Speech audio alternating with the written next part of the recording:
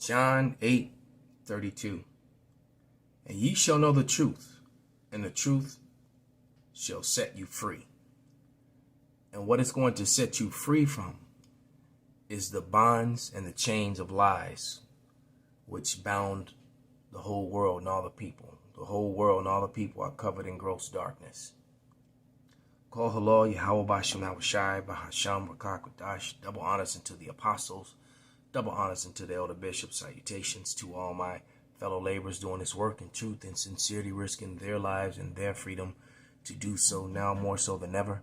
To the scattered elect that are scattered around the four corners of the earth, that be like unto the speckled bird, the Israelite foreigners among the heathens that look like the heathens, and to the Akwath that are listening and learning, to you I say Shalom. This is your brother Malcolm from the branch of the Great Millstone here in Chicago, coming with you in another lesson in truth. And this video is inspired by a conversation that I had yesterday with one of my teammates when it was just he and I there. And without going, too deep, only went one deep, didn't go 2-3 deep, kept it very surface because, you don't want to bring the, that sort of attention to the workplace, but kept it very basic because he was wearing a t-shirt that said Jesus and Jiu-Jitsu. And, and I read it and then it started a conversation. And, we got to talking about the Hebrew and that whole sort of thing that came up. And I said, well, in the Hebrew, there were no vowel points. He was like, yes, I know, we added them so we could say Jehovah and stuff like that, and he started pronouncing the va and the tav, and I was like, oh, so you're aware of it, that's not the actual Hebrew. And he was aware of it, right? But that's what is accepted, and that's what people argue actually is the Hebrew. And the fact that this learned scholar on the screen is also talking about learning to speak the Hebrew without vowel points, because the vowel points were added, all right? And they were added for a couple reasons. As a matter of fact, the very language that they use the Assyrian script. The very fact that they even use the Assyrian script is very suspect, because what you find out is that the house of Judah, all right, they never use the Assyrian script. They always use the Phoenician, and the relics in history prove that fact.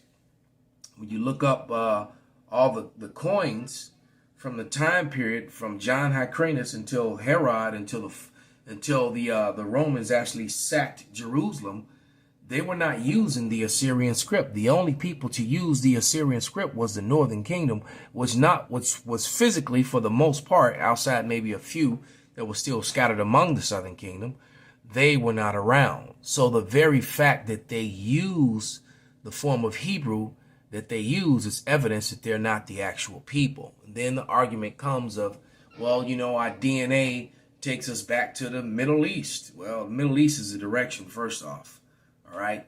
And the Middle East is in Asia, always have been. The Middle East is Asia, all right? You got Asia Minor, they even split it up, and then you got Asia Major, but it's in Asia, Western Asia, all right? And there was no race of Asians. You had people that lived in Asia, you had people that lived in Africa, you had people that lived in Europe. All right. You can't name, people after a continent and then they don't acknowledge migrations of people through wars and conquering and just moving around. They don't, because for the most part, in a lot of places in the world, there are very few people collectively who are still in the original lands that they were in the beginning, when the world was divided up by the Lord. Okay? But with that all being said, the Northern Kingdom was using the Assyrian script, not the Southern Kingdom. So you have to ask yourself, if you got Jewish people that have always been in the land of Israel and they got scattered, and they went, and according to them, they went to, Poland and Ukraine, Kiev and Crimea, they've admitted that they were the Khazars. It was ridiculous to try to say that they weren't. But now what they've done, and now they've said that the Khazars roots go back to Jerusalem, which is probably true. And the reason why is because they're those Edomite converts from the time of John Hyrcanus. So of course they're going to go back to Jerusalem in the what they refer to as the Mideast. They're going to go back to Asia Minor, to Western Asia. Let's call it what it really is, because they were there. That still does not make them the people. And the reason that they changed the languages is because here in the America, the Phoenician Hebrew, as soon as the Assyrian captivity was over and the natives came here to the America, and all the hundreds and hundreds of books and scholars that were written on the subject matter that the natives were, even the movie Kathmandu with, you can find that movie clip on YouTube. In the movie Kathmandu, the scene when the rancher introduces his new ranch hand, a Cherokee, to Kat, and tells her that the governor or the senator said that this man was one of the lost tribes of Israel, and the native guy was professing that he's not. I'm not a lost tribe of Israel. I'm Cherokee, and the reason they said that is because the Hebrew language, the Phoenician Hebrew, was found all over America. The natives were keeping the Hebrew customs. They were keeping the Passover. They had the multiple wives. They separated themselves from their wives when they're on administration. I mean, the things, when they were, doing their late womanly time, the customs and the things that they were keeping was just even the words that they were using. And more importantly, the language that they were using and the written script that was found. So my belief is that the converts, who when they converted from the time of from the Khazarians, which they can no longer deny that, so they really owe Arthur Koestler an apology and his family and his lineage. But and all the people who've denied that over the years, because the evidence is overwhelming that they were the Khazarians. As a matter of fact, the Ukrainians still use the same symbol that the Khazarians used. All right. The issue is that the Khazarians did go back to the land of Israel, but they were those converts. They weren't the Israelites. That's where the issue comes in, right? Because the Israelites never used the form of Hebrew that they're using in the land of Israel today. They didn't use the Assyrian script. The southern kingdom was using the ancient Phoenician or Paleo Hebrew, right? Fact, you can look all this up. So, and that's why this guy would make a video about speaking without the vowels, because they added the vowels. He even admits it's 22 characters. There was no A, E, or a U sound. There wasn't even a V sound, right? They replaced the W with the V, with the V, right? So also in actual Hebrew, every place where there's a V is actually W, all right? But let's let him speak. I'm a co-author of the best-selling Amazon book, The Art and Science of Success, Volume 3. I wrote the chapter called The Ancient Success Secrets of the Rabbis. I have different Hebrew programs that are available, and I'm a recent graduate of the Master of Arts of Jewish Studies at Hebrew College and currently attending Web Yeshiva to learn more about Torah. The question of this video is it hard to learn to read Hebrew without vowels? So maybe you didn't know this, but in modern Hebrew, in the newspapers or books that you buy, the vowels are typically not written. And I've asked people, and they said usually they learn to wean children off of these vowels by 2nd or 3rd grade, and after that they don't need them. Well, how is this possible? It might be hard to understand if you're from an English or a Romance language or a Germanic language or something like that. In our languages, our languages are just totally different. Hebrew is a consonantal language. It's based on the 22 letters. And basically, there it is. It is based on the 22 letters. So they added the vowel points, and then they try to wean them off of it. All right. Like I said, they added the Romance languages. So they added the European, what's referred to as European Romance languages today, the Latin languages. They added the vowel points of those languages to the Hebrew. Eliezer Ben Yehudi was responsible for that in the late 1800s. You can look him up. All right. This is the book of Acts, the 26th chapter and the 14th verse. And it reads, and when they were all fallen to the earth, I heard a voice speaking unto me and saying in the Hebrew tongue, Saul, Saul, why persecutest thou me? It is hard for thee to kick against the pricks. And I said, who art thou, Lord? And he said, I am Yahushai, who the world ignorantly calls Jesus, whom thou persecutest. So when the Lord came and spoke to Paul and the men that were with him, all the witnesses that witnessed it, he witnessed his sight. When Paul heard his voice, he heard it in the Hebrew tongue. English is not, or the Yiddish-based, Slavic-based Hebrew that's used today, written with Hebrew characters, all right? Because that's exactly what it is. That's not the language that he spoke. He spoke the actual Hebrew without the vowel points that will be written in the actual Hebrew. The same way it was even when you watch the movie The Ten Commandments, when Moses came down, when Charles, the character that was played by Charlton Heston, when he came down, when you look upon the tablets, it was written in the Paleo or the Phoenician style of Hebrew. It wasn't written in the Hebrew that was used today. All right, and the Judeans never use the Assyrian Hebrew, which is what exposes this is a serious damaging truth. Not hateful or anything, but it is a serious damaging truth that they can't get around. And it's just one of those things that now that that's out, I just wonder when it's going to become a talk point and what lies they're going to try to fabricate or create to get around that fact.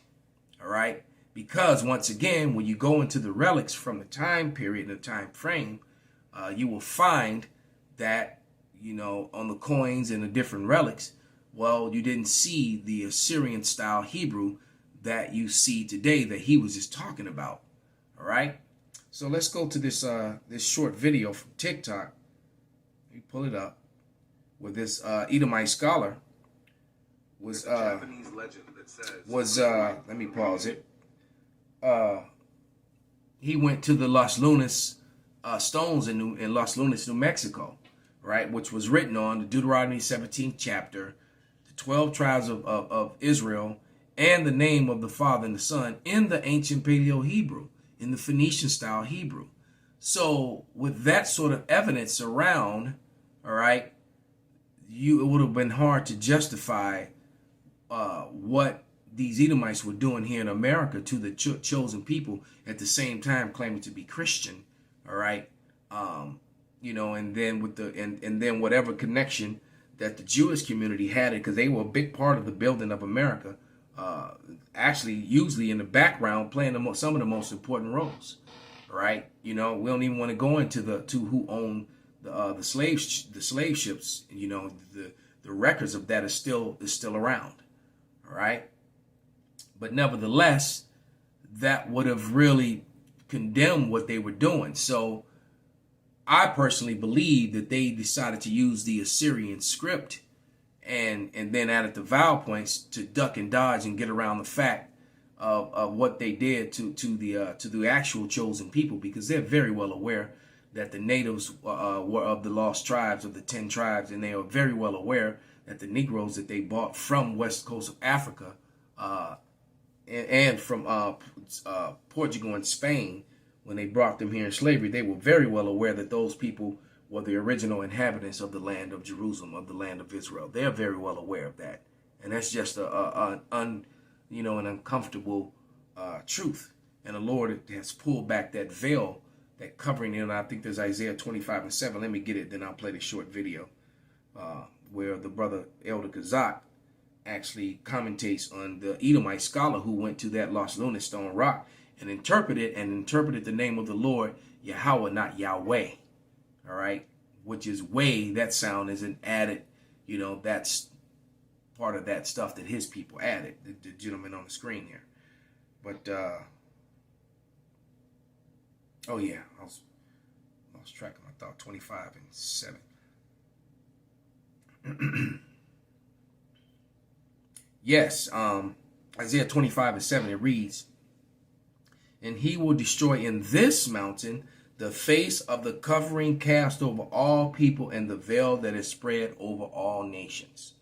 All right, so the Edomites spread this veil of confusion over all and renamed all the nations. And one of the main things they did with that was through language, and even more so, they created these color lines, that were never used before in time, because in the times past You could have someone look like him and someone that looked like Shaquille O'Neal who actually had the same father, and they were both brothers and heirs to the same throne, even though they looked different, all right, because they had different mothers, all right. But being that they were both of the sperm of their father, and if their father was the king, then these very two different sons were still both heirs to the throne.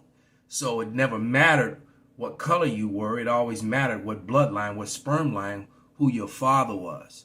So when Esau came into power the second time, all right, in the Renaissance, that's when all this racial lines according to color was created, and it created that confusion. And now through the truth of the Bible, with the truth setting us free, we have removed that, because guess what? Some of our people actually look like this guy. So it's not about color. The people who come against this truth, mainly Esau, Edom, they try to keep it about color, to keep it racial, and to try to keep it on the lines upon hate, upon racial lines. And so literally what they're doing is they're adding words and trying to control the narrative and make it something that it is not. All right. So we as the Hebrew Israelites, then of course you got some Israelites out there screaming that black Israelite, thing and black only. No, that's not true. That's so far from the truth. All right. First of all, there's no such thing as black people or white people. Those are created social constructs, false social constructs. Remember, according to the Bible, it was all about your father, who your father was. It really had nothing to do with your complexion. All right. But let's play this video of the Elder Kazak going in on what this, doing a commentary when I remember, this was maybe about 5 years ago when he went to Los Lunas, New Mexico and did this video. I remember. All right. Hold on. Let me turn it up and pull it up. There we go. Edomite coming here, and the Edomite said in that clip that the Lord's name is Yahweh. All right? Again at dawn. He starts writing again. He keeps on going. Somewhere along the line here, he realizes, oh shoot, I forgot a commandment.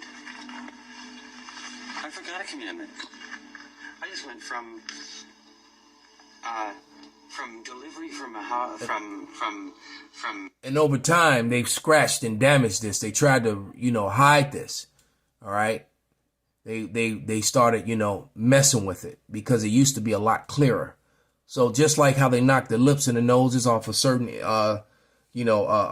artifacts that are found in different parts of Europe to try to hide the presence of the brown skin rule and people, and in different parts of North Africa, that's exactly what they were doing here as well. But you can see the Yahweh right here. All right, but Egypt and the house of bondages, and or slaves or whatever, servants, the house of servants. And I started right into not making yourself an idol. I started right into that, and then he realizes somewhere along the line, at what point, he looks like he continued to write, not to take up, not to uphold. Et down here, that's missing. The aleph is gone. The ta is there. Et Shem, Yahweh, the name of the Lord. Don't take up the name of the Lord. Yeshua. So those are natives that wrote that. Yeshua. Mind you. So, like it says, these elites send their best scholars to accurately translate the ancient writings of the Paleo-Hebrew, and then they decide to use their form of it, what they created. All right. So let me just grab two more scriptures and close this out. This is Zechariah and Zephaniah. Zephaniah, go there first. Zephaniah 3 and 9. And it reads, for then I will turn to the people. What people? The people of the Lord and the whole world. All right. But most importantly, to the people, to the actual Israelites, the remnant, because they're the ones that need that name to get salvation.